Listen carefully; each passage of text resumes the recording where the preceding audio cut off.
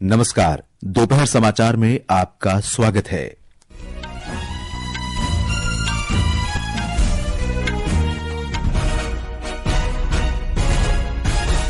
मुख्य समाचार। केंद्रीय गृह मंत्री अमित शाह ने असम के गोलाघाट में लचित बरफुकन पुलिस अकादमी का उद्घाटन किया और आवास परियोजनाओं की आधारशिला रखी। इसरो ने तमिलनाडु के महेंद्रगिरी में LVM-3 प्रक्षेपण यान के छठे मिशन के लिए क्रायोजेनिक इंजन की फ्लाइट एक्सेप्टेंस हॉट टेस्टिंग सफलतापूर्वक पूरी की।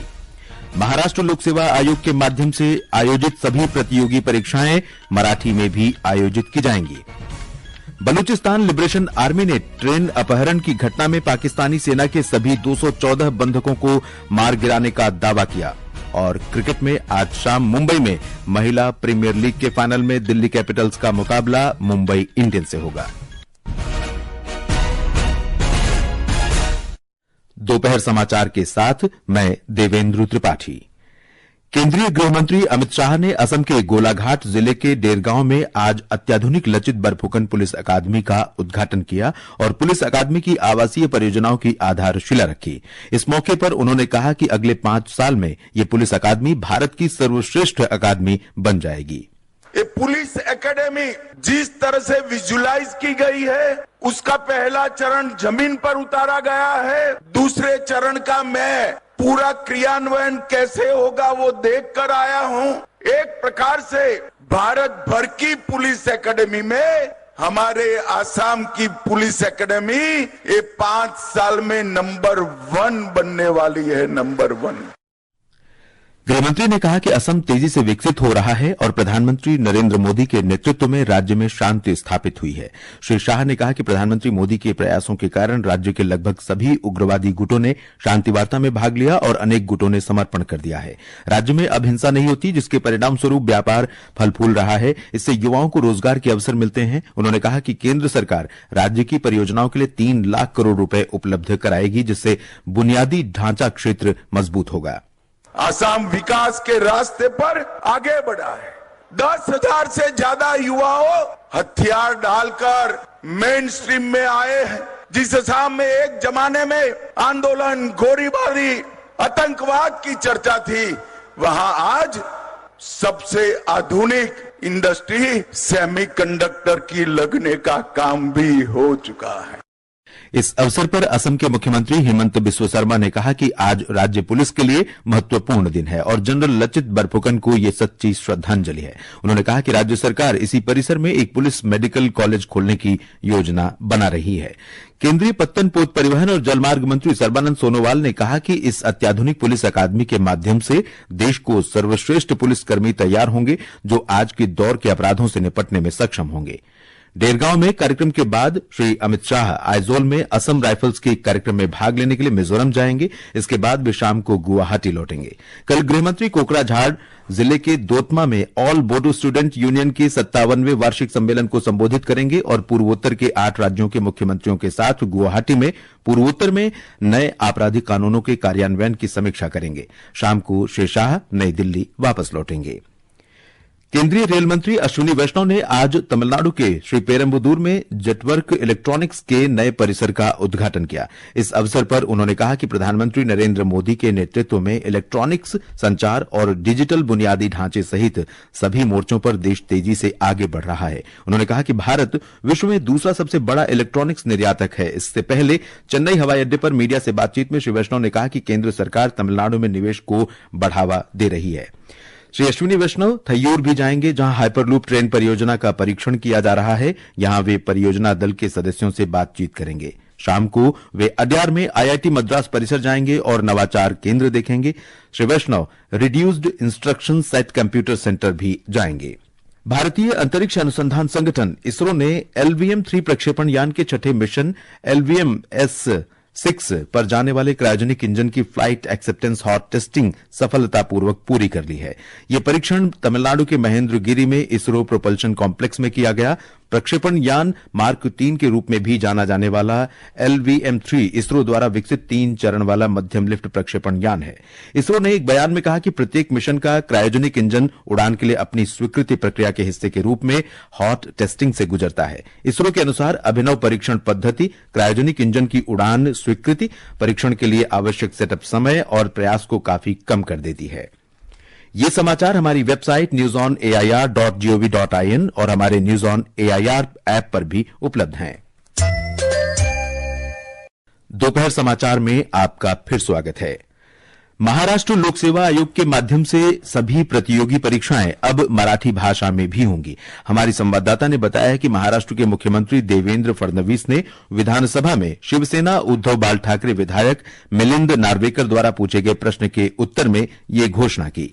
मुख्यमंत्री देवेंद्र फडणवीस ने कहा कि तकनीकी भाषाओं की परीक्षाएं पहले से ही मराठी और अंग्रेजी में दोनों भाषाओं में आयोजित की जाती है। भले ही वर्तमान में तांत्रिक विषयों की पाठ्य पुस्तकें उपलब्ध न हो, लेकिन नई शिक्षा नीति हमें मराठी में इंजीनियरिंग पाठ्यक्रम संचालित करने की अनुमति देती है। फडणवीस ने कहा, MPSC के साथ मिलकर एक समय सीमा तय की जाएगी और ये परीक्षाएं मराठी में भी आयोजित की जाएगी। इस निर्णायक कदम से मराठी भाषा छात्राओं को मदद मिलने की उम्मीद है, जो केवल अंग्रेजी में आयोजित परीक्षाओं से जूझते हैं। भावना, आकाशवाणी समाचार, मुंबई।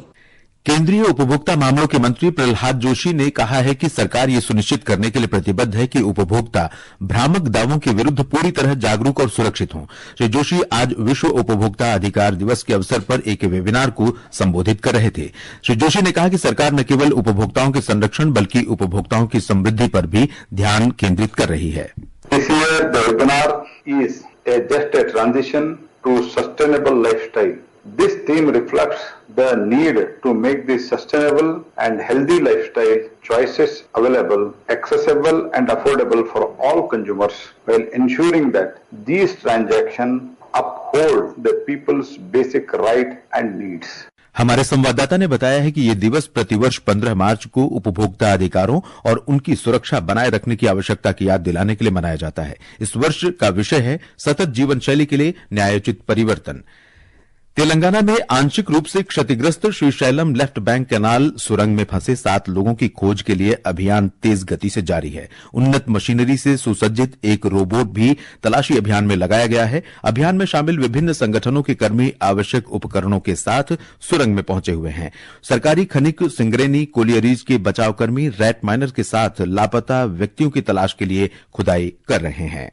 पंजाब के अमृतसर में स्वर्ण मंदिर पर कल देर रात मोटरसाइकिल सवार 2 हथियारबंद लोगों द्वारा विस्फोटक फेंके जाने से मंदिर का एक हिस्सा क्षतिग्रस्त हो गया। इसमें किसी के घायल होने की खबर नहीं है। अमृतसर के पुलिस आयुक्त गुरप्रीत भुल्लर ने कहा कि फोरेंसिक टीमों ने घटनास्थल से कुछ सामग्री एकत्र की है और इसकी जांच की जा रही है। उन्होंने राज्य के युवाओं को बहला फुसलाकर इस तरह के हमले करवाने के लिए पाकिस्तान को जिम्मेदार ठहराया है। सीसीटीवी ट्रेल में हमने काफी प्रोग्रेस कर ली है और जैसे पहले सभी केस ट्रेस हुए हैं ये भी ट्रेस होंगे। इसी में बेसिकली सारी शरारत पाकिस्तान से ओरिजिनेट होती है, आपको भी पता है, माहौल खराब करने के लिए। जो हमारे यूथ हैं छोटे लालच के लिए उनके बहकावे में आके ये काम करें। मैं उनको चेतावनी देता हूं कि अपनी जिंदगी मत खराब करें और जो बाहर बैठे लोग हैं अक्रॉस दी बॉर्डर, उनका कुछ नहीं जाना। आप अपनी जिंदगी और अपने पेरेंट्स का और समाज का नुकसान कर। बलूचिस्तान में बलोच लिबरेशन आर्मी ने सभी 214 बंधकों की हत्या करने का दावा किया है। बलोच लिबरेशन आर्मी ने बलूचिस्तान के कच्ची जिले में जाफर एक्सप्रेस रेलगाड़ी के इन यात्रियों को बंधक बनाया था। विद्रोही गुट के प्रवक्ता जियंद बलोच ने कहा कि पाकिस्तानी सुरक्षा बल कैदियों की अदला बदली के लिए 48 घंटे की समय सीमा का पालन करने में नाकाम रहे, जिससे सभी 214 बंधकों की हत्या कर दी गई है। प्रवक्ता ने दावा किया कि उन्होंने अंतर्राष्ट्रीय कानूनों का हमेशा पालन किया, लेकिन पाकिस्तान सुरक्षा बलों की हठधर्मिता के कारण उन्हें यह कदम उठाना पड़ा। इससे पहले पाकिस्तानी सुरक्षा बलों के सूत्रों ने दावा किया था कि बलूचिस्तान में रेलगाड़ी के अपहरण के बाद विद्रोहियों के सफाये के लिए चलाया गया अभियान समाप्त हो गया है। इन सूत्रों ने दावा किया था कि कम से कम 346 बंधकों को छुड़ाया गया और सभी 33 हमलावर मारे गए थे। भारत ने वैश्विक मंच पर श्रम कल्याण, गुणवत्तापूर्ण रोजगार और सामाजिक न्याय के क्षेत्र में अग्रणी भूमिका निभाते रहने की प्रतिबद्धता व्यक्त की है। स्विट्जरलैंड के जेनेवा में अंतर्राष्ट्रीय श्रम संगठन के शासी निकाय की 353वीं बैठक में श्रम और रोजगार मंत्रालय की सचिव सुमिता डावरा ने ये बात कही। उन्होंने श्रम कल्याण, सामाजिक न्याय और विश्व में गुणवत्तापूर्ण रोजगार सृजन को बढ़ावा देने की साझा कार्यसूची के बारे में भारत की उपलब्धियों और दृष्टिकोण की जानकारी दी। सामाजिक न्याय और विकास को बढ़ावा देने में भारत की प्रेरक प्रगति को रेखांकित किया गया। भारत में सामाजिक सुरक्षा कवरेज 48.8% हो गई है। ये औसत वैश्विक सामाजिक सुरक्षा कवरेज से 5% अधिक है। बैठक के दौरान भारत ने पृथ्वी को रसायनों और कचरे के नुकसान से बचाने, कामगारों, समुदायों और पर्यावरण की सुरक्षा करने में महत्वपूर्ण भूमिका निभाने की अपनी वचनबद्धता दोहराई। अंतर्राष्ट्रीय श्रम संगठन के शासी निकाय की 353वीं बैठक जिनेवा में 10 मार्च को शुरू हुई थी। यह बैठक 20 मार्च तक चलेगी। संयुक्त राष्ट्र व्यापार और विकास सम्मेलन ने कहा है कि वर्ष 2024 की अंतिम तिमाही के दौरान भारत के व्यापार में मजबूत वृद्धि हुई है। सम्मेलन ने यह भी कहा कि सम्मेलन की नई रिपोर्ट के अनुसार वर्ष 2024 में वैश्विक व्यापार में उल्लेखनीय वृद्धि हुई है, जबकि कई विकसित देशों के व्यापार में कमी देखी गई। हालांकि भारत ने औसत से बेहतर प्रदर्शन किया है और भारत के आयात और निर्यात दोनों में बढ़ोतरी दर्ज की गई है।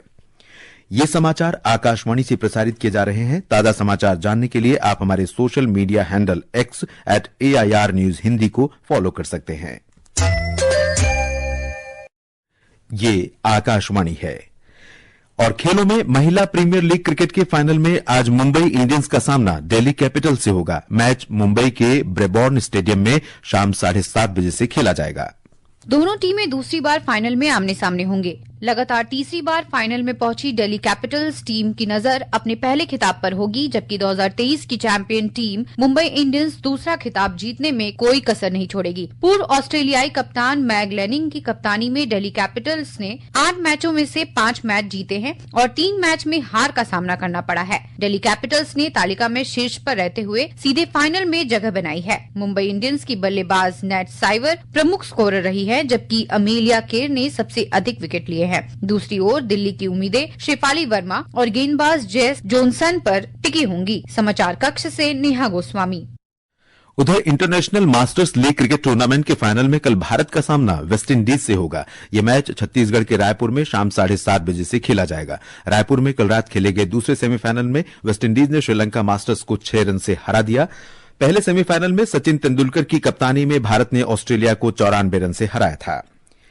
Indian super league football tournament के प्ले ऑफ मुकाबलों का कार्यक्रम जारी कर दिया गया है। नॉकआउट मुकाबले 29 और 30 मार्च को खेले जाएंगे। इसके बाद 2 चरण के सेमीफाइनल मुकाबले 2 और 3 अप्रैल तथा 6 और 7 अप्रैल को होंगे।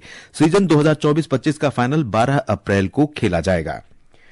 बिहार के विभिन्न हिस्सों में रंगों का त्योहार होली आज पूरे उत्साह के साथ मनाया जा रहा है। हमारे संवाददाता ने बताया है कि लोग ढोल और मंजीरा जैसे पारंपरिक संगीत वाद्य यंत्रों के साथ होली को समर्पित फाग गीत और जोगिरा रंगों के त्योहार के यादगार पलों को मना रहे हैं।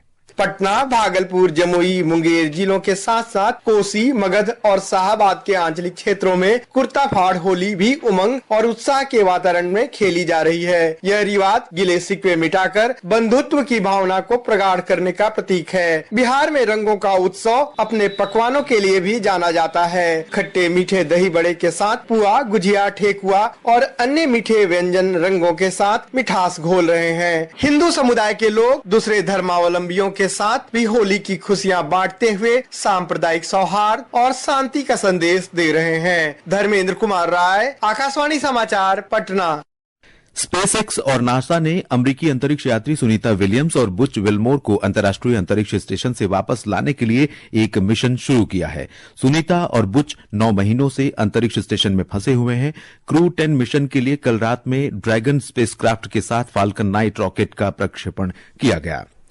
कनाडा के पूर्व केंद्रीय बैंक अधिकारी मार्क कार्नी कनाडा के नए प्रधानमंत्री बन गए हैं। 59 वर्षीय कार्नी ने प्रधानमंत्री जस्टिन ट्रूडो का स्थान लिया है। ट्रूडो 9 वर्ष तक कनाडा के प्रधानमंत्री रहे। किंग चार्ल्स के निजी प्रतिनिधि गवर्नर जनरल मैरी साइमन ने कल ओटावा में कार्नी को 24वें प्रधानमंत्री के रूप में शपथ दिलाई। शपथ ग्रहण के बाद कार्नी ने कहा कि कनाडा कभी भी अमेरिका का हिस्सा नहीं बनेगा। और अंत में मुख्य समाचार एक बार फिर। केंद्रीय गृहमंत्री अमित शाह ने असम के गोलाघाट में लचित बरफुकन पुलिस अकादमी का उद्घाटन किया और आवास परियोजनाओं की आधारशिला रखी। इसरो ने तमिलनाडु के महेंद्रगिरी में LVM-3 प्रक्षेपण यान के छठे मिशन के लिए क्रायोजेनिक इंजन की फ्लाइट एक्सेप्टेंस हॉट टेस्टिंग सफलतापूर्वक पूरी की। महाराष्ट्र लोक सेवा आयोग के माध्यम से आयोजित सभी प्रतियोगी परीक्षाएं मराठी में भी की जाएंगी। बलूचिस्तान लिबरेशन आर्मी ने ट्रेन अपहरण की घटना में पाकिस्तानी सेना के सभी 214 बंधकों को मार गिराने का दावा किया। और क्रिकेट में आज शाम मुंबई में महिला प्रीमियर लीग के फाइनल में दिल्ली कैपिटल्स का मुकाबला मुंबई इंडियंस से होगा। इसके साथ ही दोपहर समाचार का ये अंक समाप्त हुआ। नमस्कार।